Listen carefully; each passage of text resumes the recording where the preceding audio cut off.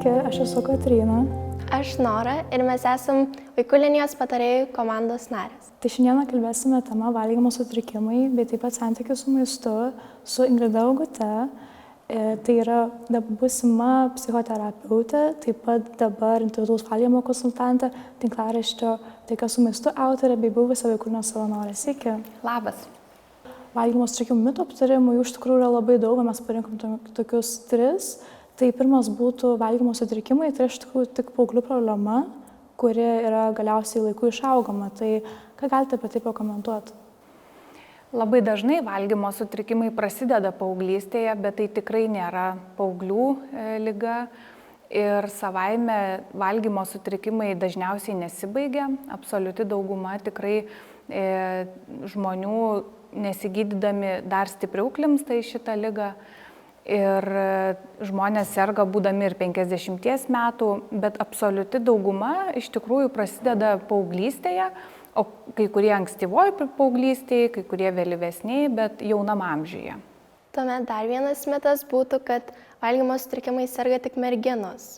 Tai tikrai yra mitas, nes serga ir vaikinai, tik valgymo sutrikimai yra dažnesni merginoms, priklausomai nuo valgymo sutrikimo, bet maždaug 1:10 santykio. Iš 10 žmonių galėtų būti 1 maždaug vaikinas ir 9 merginos, o kai kurie valgymo sutrikimai tokie kaip anoreksija dar retesni yra vaikinams. Ir paskutinysis mitas tai būtų tai, kad visi valgymo sutrikimus turintys žmonės yra tik tai liekni. Tikrai ne. Valgymo sutrikimu sergantis žmogus gali būti net ir nutukęs.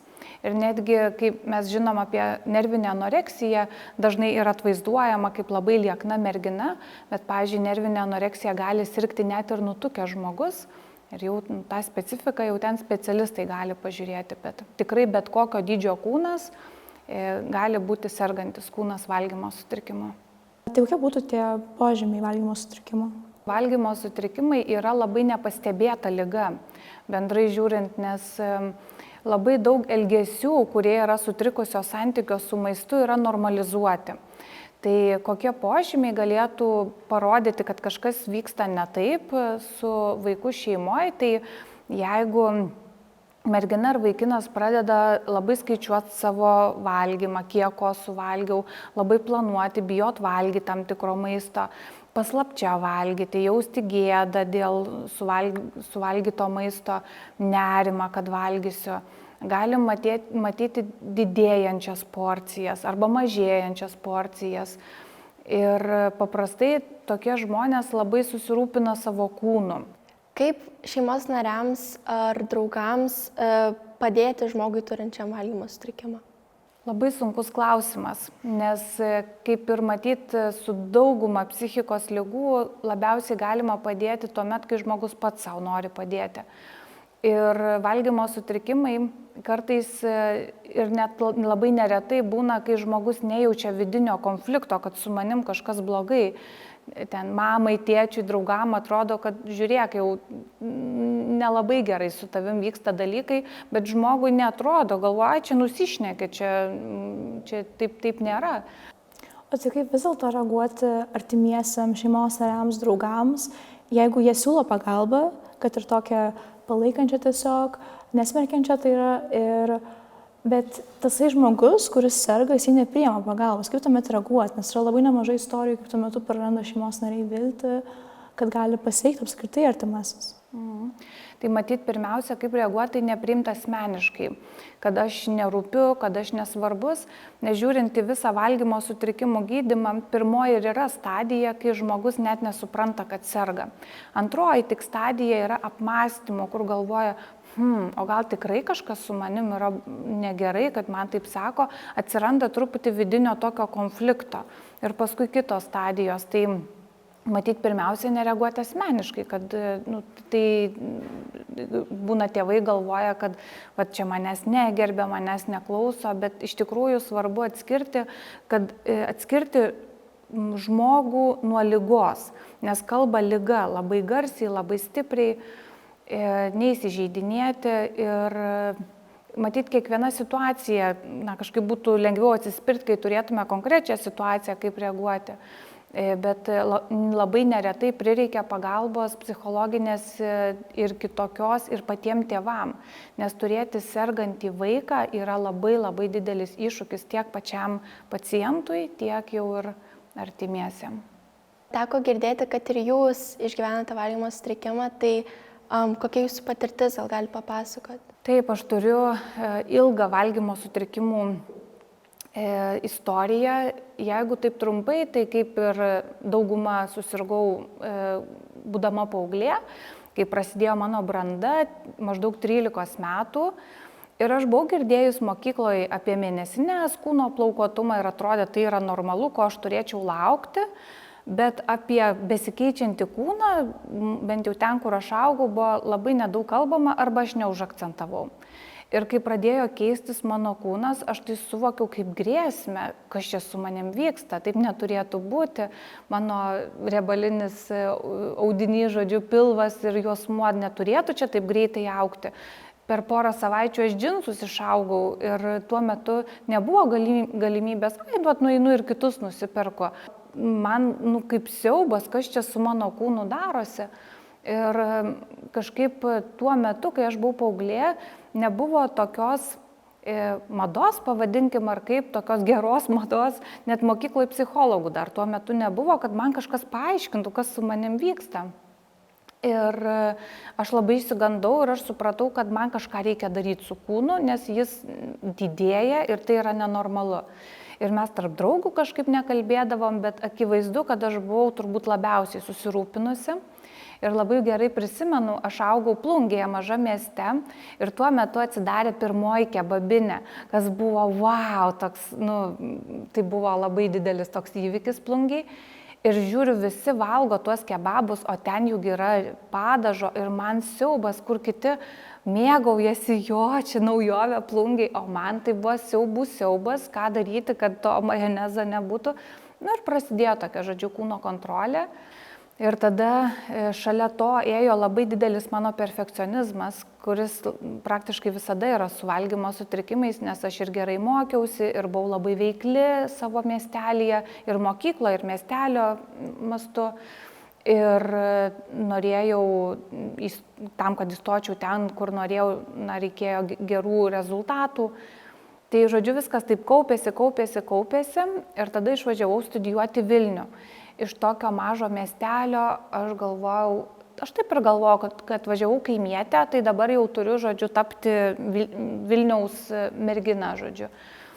Ir tada dar labiau kažkaip sugalvojau kreipti dėmesio į išvaizdą ir daugiau galimybių atsirado negu Plungėje.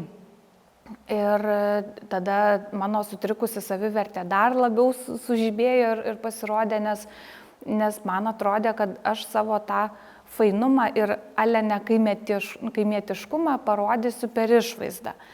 Ir kuo toliau, tuo labiau man viskas stiprėjo ir šalia ėjo daug kitų dalykų. Prasidėjo nemiga, prasidėjo nesaikingas alkoholio vartojimas, šalia aš dar dirbau, gerai mokiausi, studijavau, nes norėjau gauti stipendiją. Tai, žodžiu, visa ta puokštė, maisto kontrolė, kūno kontrolė per sportą, aš sportuodavau 5 kartus per savaitę po 2 valandas, tada auganti greitai karjerą darbe ir daug visokių tokių dalykų. Ir 4 kurse įvyko mano griūtis, kur aš supratau, kad nebegali tai būti toliau, nes kūnas tiesiog pervargęs yra. Ir aš nuėjau į psichoterapiją, bet ne dėl valgymo sutrikimų, aš nuėjau dėl nemigos. Nes aš mėnesį laiko ten po 3 valandas tik miegodavau, vaistų gėriau įvairių. Ir aš supratau, ir valgymo sutrikimus aš pradėjau spręsti tik po metų psichoterapijos. Pradžioj tai buvo panikos atakos, tai buvo nerimas didžiulis, tai buvo nemiga ir daug visokių sunkumų. Žinome, kad jums išgydyti nuo valgymo sutrikimų padėjo intuityvus valgymas, tai kaip jį atradote? Man irgi įdomu tai, gal jūsų paklausti. Kai jūs pačios išgirdot, jūs ruošėte šitos klausimus apie intuityvų valgymą, ką jūs pagalvojat apie tai? Ar buvot girdėjusios intuityvų valgymą prieš tai apie tai? Kaip aš tai suprantu, tai tiesiog valgymas kai kūnas pasako, kad jis nori valgyti ir kad neriboti savęs, kad kažkokio maisto negalima valgyti, tai man tai atrodo, kad visi taip turėtų ir kad neturėtų būti jokių varžymų, kad negalima kažko valgyti. O kaip tau, Kotryna, kai pirmą kartą išgirdai intuityvų, ar jau buvai girdėjusi prieš tai apie tai, ar tik ruošdamasis išgirdai? Aš taip pat kaip Nora esu prieš tai apie tai girdėjusi, bet pripažinsiu, asmeniškai man ši tema tokia labai tarsi tolima jautėsi, vien dėl to, nes dėl socialinių tinklų to viso rodomo grožio kulto labai sunku, kad ir jeigu žinai apie intuityvų valgymą, labai sunku jo klausytis ir tą vidinį balsą išgirsti. Tai taip.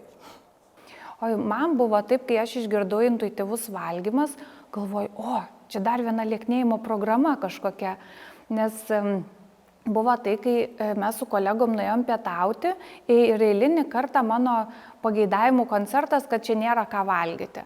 Tai ir grietinė čia, tai buvo tiesiog paprasta dienos pietų kavinė, o man ten nėra ką valgyti. Ir tikrai kolegos nuolat apie tai girdėjo mano paskaitas, kaip aš vadinu apie sveiką mitybą. Ir man atrodo, kad aš buvau ta užknisanti kolegė, kuri pasakoja apie tą valgymą. O kiti turi tiesiog normalų santykių su maistu, tai yra tiesiog maistas ir tiek žinių, o man tai nebuvo tik maistas. Ir mano kolegė sako, Ingrida, yra toks intuityvus valgymas, sako, kaip tik knyga dabar neseniai išėjo, gal tu esi kažką girdėjus apie tai. Ir man toks, dar šito tai nebandžiau, šitos dietos, nes aš labai atvira visom dietom buvau ir visokiom ten eksperimentam su mityba ir kūnu. Ir aš nusipirkau tą knygą, iš karto atsimenu, nusipirkau ir žiūriu, kad ta knyga yra apie mane. Aš skaitau tą knygą ir autorė ne Ingrida, bet tai yra apie mane. Ir man labai vyko susitapatinimas ir pradėjau kvestionuoti, bet atrodo, taip šita man intuityvus valgymas knyga sudėliojo taškus ant į, kas su manim blogai. Ir labai yra įdomu tai, kad aš tada aiškiai supratau, kad ne su manim blogai, o su tom dietom, kurių aš nuolat laikiausi, jos absoliučia dauguma yra neveikiančios ir ką tyrimai rodo, kad apie 97% dietų yra neveiksmingos. Tai man užtruko laiko tą suprasti ir nuimti nuo savęs tą kaltę ir tada pradėjau tą tokį naują etapą ir man labai tai patiko, nes aš pamačiau, kad aš labai susitapatinau su aprašytais atvejais, istorijom toj knygoj ir galvoju, tai čia galima ir kitaip gyventi. Ir man nemažai kartų buvo sakęs, tuo metu mano draugas, dabartinis vyras, kuris turi visiškai sveiką santykį su maistu, tai sako, nori snikersą ir valgyk snikersą. Kaip keista, kad tu save apgaudinėjai obuoliais ar ten trapučiais. O man tuo metu taip neatrodydavo, man atrodavo, kad aš kažkaip turiu nulaužti tą norą, nežinau, snikerso ar ten sausainių ar dar kažko. Ir prasidėjo ta visa kelionė. Ir intuityvus valgymas apskritai tai yra valgymas pagal pajautimą. Valgau tai, ką aš noriu, tiek, kiek noriu ir vadovaujame savo vidiniais kūno pojūčiais. Tai yra, kai aš esu alkana, valgau, kai pasisotinu, nustoju, valgau tai, kas man yra skanu, valgau tai, kas mano kūnui duotų naudos, pilnavertis maistas. Ir labai svarbu, kad intuityviam valgyme yra labai svarbu valgyti ir pramoginį maistą. Tai reiškia tas pramoginis maistas, kuris, gal sveikatai ir nėra itin palankus, bet mums to reikia, mūsų mityba neturi būti ideali, kad mes būtume sveiki ir panašiai. Tai galbūt pabaigai, tuomet ko palinkėtumėt žiūrovam, klausytojam?